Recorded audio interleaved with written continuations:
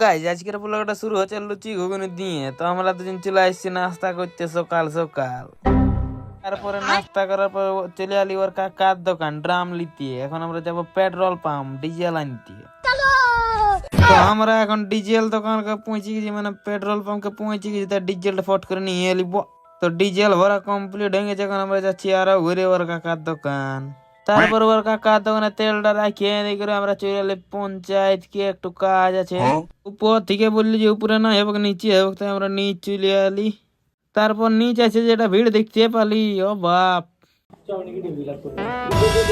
তারপর পঞ্চায়েত বাদ দিয়ে করে আমরা চলে এলি এখন আসবি আর একটা নতুন খাতা খোলাতে। আর এইখানেও আছি যেটা ভিড় দেখতে পাই, ও মা গো। তারপর এখানে একটা টোকেন দিন দিল, এটা নিয়ে করে এখন চলে যাবো আমরা এসবিআই ডাইরেক্ট ব্যাংক। তারপর রাত হয়ে গেলো, আসি নিয়ে করে আমরা চলে এলে মধুপুরের রুমটা এসে দেখছি বাবারা সবাই রান্না করছে। তো আজকের ব্লগটা এতটা যদি ভালো লাগে তাহলে লাইক করে দেবে ব্লগটা।